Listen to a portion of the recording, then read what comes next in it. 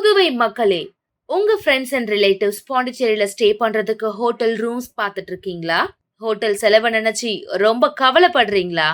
இனி அந்த கவலை உங்களுக்கு வேண்டாம். நாம மூலகுளம் KFC பக்கத்துல இருக்கிற யாஷ் வில்லா. இந்த 3 BHK வில்லால AC டிவி அட்டாச்ட் பாத்ரூம்னு ஃபுல்லி ஃபர்னிஷ் ஆகி கார் பார்க்கிங் வசதியோட உங்க பட்ஜெட்டுக்கு ஏத்த மாதிரி இருக்கு. உடனடியா 9952421750 இந்த நம்பருக்கு கால் பண்ணி உங்க ஸ்டேவை புக் பண்ணிக்கோங்க. Yash villa, Kundasale main road, மேரி உழவர்கரை, புதுச்சேரி.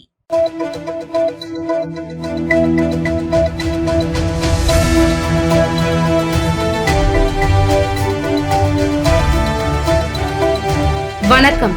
சக்தி சேனலின் புதுவையின் இன்றைய நிகழ்வுகள். புதுச்சேரியில் வாகன திருட்டில் ஈடுபட்ட பட்டதாரி வாலிபரை கைது செய்த போலீசார் அவரிடம் இருந்து 22 இருசக்கர வாகனங்களை பறிமுதல் செய்தனர். புதுச்சேரி பெரியகடை காவல் நிலைய எல்லைக்குட்பட்ட பகுதிகளில் கடந்த மாதம் 5 இருசக்கர வாகனங்கள் திருடு போனது. இது தொடர்பாக பெரியகடை போலீசார் வழக்கு பதிவு செய்து விசாரணை நடத்தி வந்தனர். இந்த நிலையில் கடந்த 11ஆம் தேதி அண்ணா சாலையில் சிறப்பு குற்றப்பிரிவு போலீசார் வாகன சோதனையில் ஈடுபட்டனர். அப்போது பைக்கில் நம்பர் பிளேட் இல்லாமல் வந்த வாலிபரை பிடித்து விசாரணை நடத்திய போது அவர் முன்னுக்கு பின்னாக பதிலளித்ததால் சந்தேகம் அடைந்த போலீசார் அவரை காவல் நிலையம் அழைத்து சென்று விசாரணை மேற்கொண்டனர். விசாரணையில் விழுப்புரம் வழுதரெட்டி பாண்டியன் நகரை சேர்ந்த பட்டதாரி வாலிபர் ராஜதுரை 34 என்பதும் அவர் ஓட்டி வந்த இருசக்கர வாகனத்தை புதுச்சேரி அரசு மருத்துவமனை அவசர சிகிச்சை பிரிவு முன்புறத்தில் இருந்து திருடி வந்ததும் தெரியவந்தது. மேலும் இதுபோல் அவர் பெரியகடை காவல் நிலைய எல்லை பகுதியில் 6, ஒதியஞ்சாலை காவல் நிலைய எல்லை பகுதியில் 2, செஞ்சி காவல் நிலையம் பகுதியில் 1, கடலூர் NT காவல் நிலைய பகுதியில் 1 மற்றும் திண்டிவனம், திருவண்ணாமலை, திருச்சி உள்ளிட்ட பகுதிகளிலும் தொடர்ந்து இருசக்கர வாகனங்களை திருடியது தெரியவந்தது. இதையடுத்து ராஜதுரையை கைது செய்த போலீசார் அவரிடம் இருந்து 22 இருசக்கர வாகனங்களை பறிமுதல் செய்தனர். பின்னர் நீதிமன்றத்தில் ஆஜர்படுத்தி காலாப்பட்டு மத்திய சிறையில் அடைத்தனர்.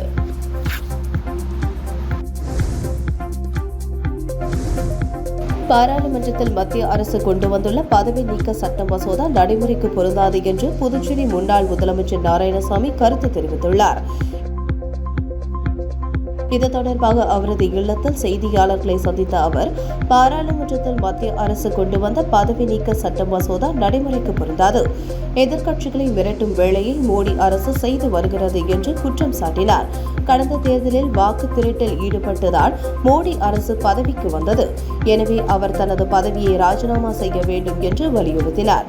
புதுச்சேரிக்கு மாநில அந்தஸ்து வழங்க வேண்டும் என 10 முறைக்கு மேல் சட்டப்பேரவையில் தீர்மானம் நிறைவேற்றப்பட்டது. தேர்தல் அறிக்கையில் புதுச்சேரிக்கு மாநில அந்தஸ்து தான் முக்கியம் என ரங்கசாமி கூறியிருந்தார். ஆனால் அதற்கான எந்த நடவடிக்கையும் எடுக்கவில்லை என்று குற்றம் சாட்டிய நாராயணசாமி, மாநில அந்தஸ்து தர முடியாது என நிதி அமைச்சர் நிர்மலா சீதாராமன் பாஜக தேர்தல் அறிக்கையில் கூறியிருந்தார் எனவும் சுட்டிக்காட்டினார். என்ஆர் காங்கிரஸ் தேர்தல் அறிக்கையில் பெண்களுக்கு இலவச பேருந்து விடப்படும், கொரோனா காலத்தில் மகளிர் சுய உதவி குழுக்கள் வாங்கிய கடன் ரத்து செய்யப்படும், அரசு காலி இடங்களில் பெண்களுக்கு 50% இடஒதுக்கீடு போன்ற வாக்குறுதிகள் கொடுத்தனர். ஆனால் ஒன்றை கூட நிறைவேற்றவில்லை. மத்தியில் பாஜக ஆட்சியும் மாநிலத்தில் என்ஆர் காங்கிரஸ் பாஜக கூட்டணி ஆட்சி நடக்கிறது. சட்டமன்றத்தில் தீர்மானம் நிறைவேற்றப்பட்டுள்ளது. ஆனால் முதலமைச்சர் டெல்லி சென்று பிரதமரை சந்தித்தால் மாநில அந்தஸ்து கிடைக்கும் என பாஜக தலைவர் ராமலிங்கம் கூறியுள்ளார். பாஜக ஆட்சியில் மாநில அந்தஸ்து கிடைக்காது. நாங்கள் ஆட்சிக்கு வந்தால் மத்திய அரசிடம் மாநில அந்தஸ்தை கேட்டு பெறுவோம் என்று தெரிவித்தார். பேட்டி நாராயணசாமி, முன்னாள் முதலமைச்சர், புதுச்சேரி.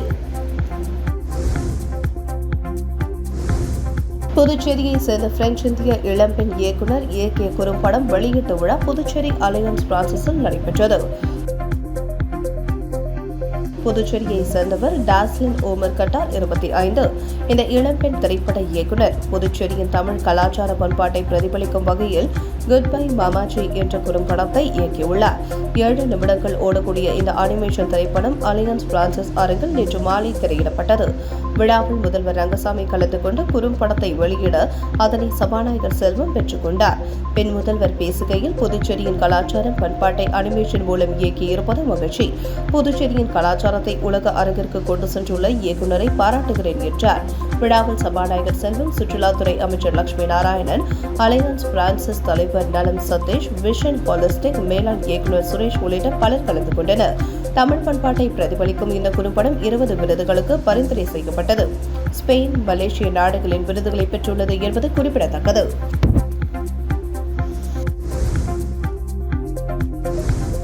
கோவிலுக்கு சொந்தமான இடத்தில் உள்ள ஆக்கிரமிப்புகளை அகற்ற நீதிமன்றம் உத்தரவிட்டும் ஆக்கிரமிப்புகளை அகற்றாத இந்து சமய அறநிலையத்துறையை கண்டித்து கிழக்கு கடற்கரை சாலையில் மீனவர்கள் சாலை மறியலில் ஈடுபட்டதால் கடும் போக்குவரத்து பாதிப்பு ஏற்பட்டது. புதுச்சேரி மீனவர் கிராமமான பெரிய காலாப்பட்டு பகுதியில் இந்து சமய அறநிலையத்துறை கட்டுப்பாட்டில் உள்ள ஸ்ரீ செங்கழுநீர் அம்மன் கோவிலுக்கு சொந்தமான இடங்களை சிலர் ஆக்கிரமிப்பு செய்து வருவதாகவும் அதனை உடனடியாக அகற்ற வேண்டும் என அப்பகுதி பஞ்சாயத்து சார்பாக கடந்த 2022ஆம் ஆண்டு சென்னை உயர்நீதிமன்றத்தில் வழக்கு தொடரப்பட்டது. அதன்படி ஆக்கிரமிப்புகளை உடனடியாக அகற்ற வேண்டும் என கடந்த 2023 ஜூலை மாதம் நீதிமன்றம் தீர்ப்பு வழங்கியது. ஆனால் இந்த தீர்ப்பு வழங்கப்பட்டு 2 ஆண்டு காலமாகியும் இதுவரை ஆக்கிரமிப்புகள் அகற்றப்படவில்லை என அப்பகுதி மீனவர்கள் தொடர்ந்து இந்து சமய அறநிலையத்துறை அதிகாரிகளிடம் மனு அளித்து வந்ததாக கூறப்படுகிறது. ஆனால் இந்து சமய அறநிலையத்துறை இதுவரை ஆக்கிரமிப்புகளை அகற்ற எந்தவித நடவடிக்கையும் எடுக்கவில்லை என கூறி புதுச்சேரி சென்னை செல்லும் கிழக்கு கடற்கரை சாலை காலாப்பட்டு பகுதியில் 100க்கும் மேற்பட்ட மீனவர்கள் சுமார் 2 மணி நேரத்திற்கு மேலாக சாலை மறியல் போராட்டத்தில் ஈடுபட்டனர். இதனால் அந்த பகுதியில் போக்குவரத்து பாதிக்கப்பட்டது. சம்பவ இடத்திற்கு வந்த தாசில்தார் செந்தில்குமார் மறியலில் ஈடுபட்டவர்களிடம் பேச்சுவார்த்தை நடத்தி உடனடியாக ஆக்கிரமிப்புகள் அகற்ற நடவடிக்கை எடுக்கப்படும் என உறுதி அளித்ததை அடுத்து சாலை மறியலில் ஈடுபட்ட மீனவர்கள் அங்கிருந்து கலைந்து சென்றனர். மேலும் கிழக்கு கடற்கரை சாலையில் போக்குவரத்து நெரிசல் ஏற்பட்டு சுமார் 3 கிலோமீட்டர் தூரத்திற்கு நீண்ட வரிசையில் வாகனங்கள் அணிவகுத்து நின்றன. பேட்டி சங்கர் மீனவர். காரைக்கால் கீழ ஓடுதுறை புனித அந்தோணியார் ஆலய ஆண்டு திருவிழா கொடியேற்றத்துடன் தொடங்கியது. காரைக்கால் மாவட்டம் கீழ ஓடுதுறை பகுதியில் பழமை வாய்ந்த புனித அந்தோணியார் ஆலயம் அமைந்துள்ளது. இவ்வாலயம் புதுப்பிக்கப்பட்டு கடந்த 1976ஆம் ஆண்டு தமிழகத்தின் முன்னாள் முதலமைச்சர் எம்ஜிஆர் அவர்களின் திருக்கரங்களால் திறக்கப்பட்ட ஆலயம் என்பது இந்த ஆலயத்தின் தனி சிறப்பாகும். இவ்வாலயத்தில் ஆண்டு திருவிழாவையொட்டி இன்று கொடியேற்றத்துடன் தொடங்கியது. முன்னதாக புனித அந்தோணியார் திருவுருவம் பொறிக்கப்பட்ட கொடியை அருட்பணி சாமுவேல் புனிதப்படுத்தி ஆலயத்தில் இருந்து பெருமையாக வந்து கொடியை ஏற்றி வைத்தார். தொடர்ந்து சிறப்பு திருப்பலி நடைபெற்றது. திருவிழாவின் முக்கிய நிகழ்ச்சியான அலங்கார தேர்பவனி நாளை நடைபெறவுள்ளது. இந்நிகழ்ச்சியில் 2 கிராம முக்கியஸ்தர்கள் உள்ளிட்ட ஏராளமான பங்கு மக்கள் கலந்து கொண்டு பிரார்த்தனை செய்தனர்.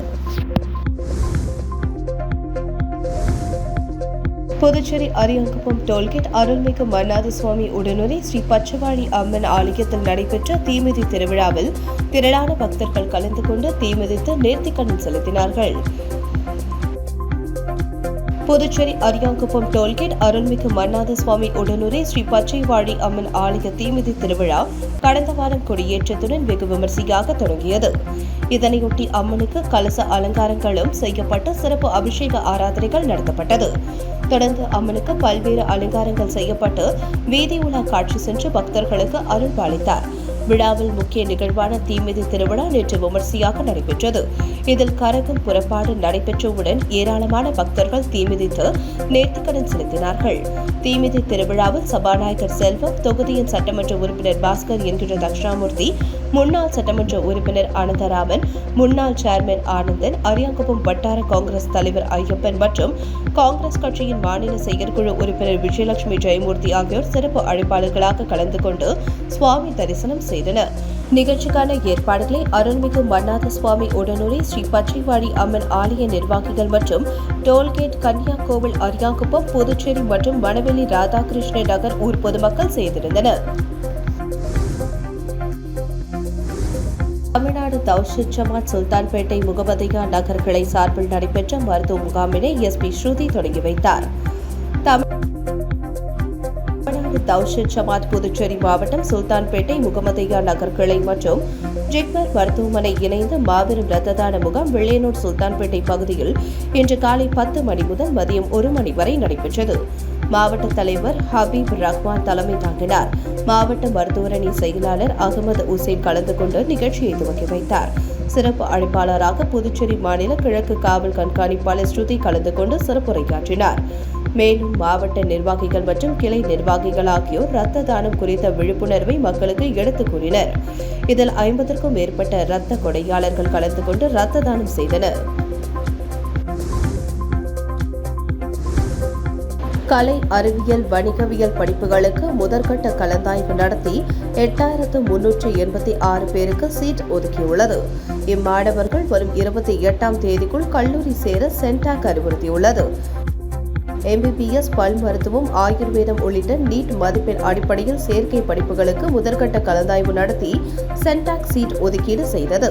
இரண்டாம் கட்டமாக நேற்று நீட் அல்லாத படிப்புகளான கலை, அறிவியல், வணிகவியல், தொழில் படிப்புகளுக்கு முதற்கட்ட கலந்தாய்வு நடத்தி சீட் ஒதுக்கியுள்ளது.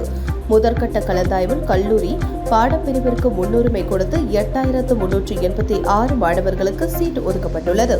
பிடெக் படிப்பில் 3234 மாணவர்களுக்கும், கலை அறிவியல் படிப்புகளில் 3267 மாணவர்களுக்கும் சீட் ஒதுக்கப்பட்டுள்ளது.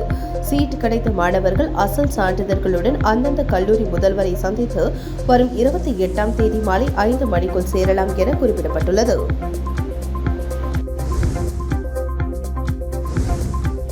தொண்டமானத்தம் அன்சாரி துரைசாமி அரசு மேல்நிலைப்பள்ளி சமூக அறிவியல் பாடத்தின் ஆசிரியர் அமர்த்தப்படாததை கண்டித்து பெற்றோர் ஆசிரியர் சங்கத்தின் சார்பில் சாலை மறியல். புதுச்சேரி மாநிலம் தொண்டமானத்தம் அன்சாரி துரைசாமி அரசு மேல்நிலைப்பள்ளி சமூக அறிவியல் பாடத்தின் ஆசிரியர் இந்த ஆண்டு பள்ளி துவங்கிய நாள் முதல் இன்று வரை பணிக்கு அமர்த்தவில்லை. இந்த நிலையில் பெற்றோர் ஆசிரியர் சங்கத்தின் மூலமாக அத்தனை பெற்றோரிடமும் கையொப்பமிட்டு புதுச்சேரி கல்வித்துறையில் கடந்த 1 மாதத்திற்கு முன்பு மனு கொடுக்கப்பட்டது மற்றும் தொகுதி சட்டமன்ற உறுப்பினருக்கும் தகவல் தெரிவிக்கப்பட்டது. இருப்பினும் ஆசிரியர்களை நியமிக்காததால் இன்று மாணவர்களும் மாணவர்களின் பெற்றோர்களும் ஒன்று சேர்ந்து தொண்டமானத்தம் தேர்நிறுத்தம் அருகே சாலை மறியலில் ஈடுபட்டனர். இதனைத் தொடர்ந்து கல்வித்துறை அதிகாரிகள் மற்றும் தொகுதி சட்டமன்ற உறுப்பினர் சாய்ஜே சரவணன்குமார் பேச்சுவார்த்தையின்படி நாளை மறுநாள் திங்கட்கிழமை ஆசிரியர்களை நியமனம் செய்வதாக வாக்குறுதி அளித்தனர். அதன்பின் மாணவர்களும் பெற்றோர்களும் கலைந்து சென்றனர். இந்த மறியல் காரணமாக சுமார் 1/2 மணி நேரம் போக்குவரத்து பாதிக்கப்பட்டது. உங்கள் சக்தி சேனலின் புதுவையின் அன்றாட நிகழ்வுகளை உடனுக்குடன் தெரிந்து கொள்ள சக்தி சேனல் புதுச்சேரி யூடியூப் சேனலை சப்ஸ்கிரைப் செய்து கொள்ளுங்கள். மறக்காமல் பெல் பட்டனையும் கிளிக் பண்ணுங்க, ஷேர் பண்ணுங்க, லைக் பண்ணுங்க. உங்கள் சக்தி சேனல்.